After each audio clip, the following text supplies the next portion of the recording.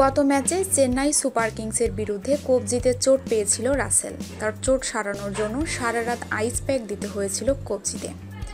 KKR সূত্রের খবর, বুধবার সকাল থেকে আর কোনো ব্যথা অনুভব করছে না ক্যারিবিয়ান বিধ্বংসী অলরাউন্ডার। হাতে পড়েনি কোনো রিস্টব্যান্ডও। শুক্রবার দিল্লির বিরুদ্ধে তার খেলতে কোনো অসুবিধা হবে না। মঙ্গলবার রাতে চেন্নাইয়ের বিরুদ্ধে কবজির চোট নিয়ে ব্যাট করতে হয় রাসেলকে।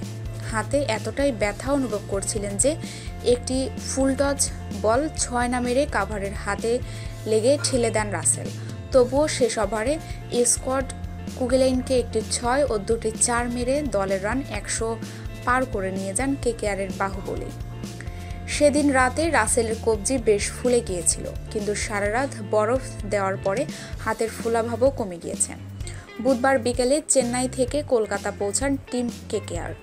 টিম হোটেলে ফিরে ওপেনার ক্রিস লিনের জন্মদিন পালন করেন রাসেল সূর্যনারায়ণরা। কেকেআরের একটি ভিডিওয় দেখা গিয়েছে রাসেল নারায়ণ এবং ব্রাথওয়েট মিলে লিনের মুখে চকলেট কেক মাখিয়ে দিচ্ছেন। লিনকেও কোনো প্রতিবাদ করতে দেখা যায়নি, শান্ত ছেলের মতো নিজের গাল বাড়িয়ে দিয়েছেন। দিল্লি ক্যাপিটালসের বিপক্ষে কেকেআরের এই বিধ্বংসী ওপেনার যদিও শান্ত থাকবে না, কারণ লিন জানেন ফিরোজ শাহ কোটলায় একবার তারা হারিয়ে দিয়েছে দিল্লি। এবার কলকাতায় তাদের প্রতিশোধ নেওয়ার সময় হয়ে গিয়েছে।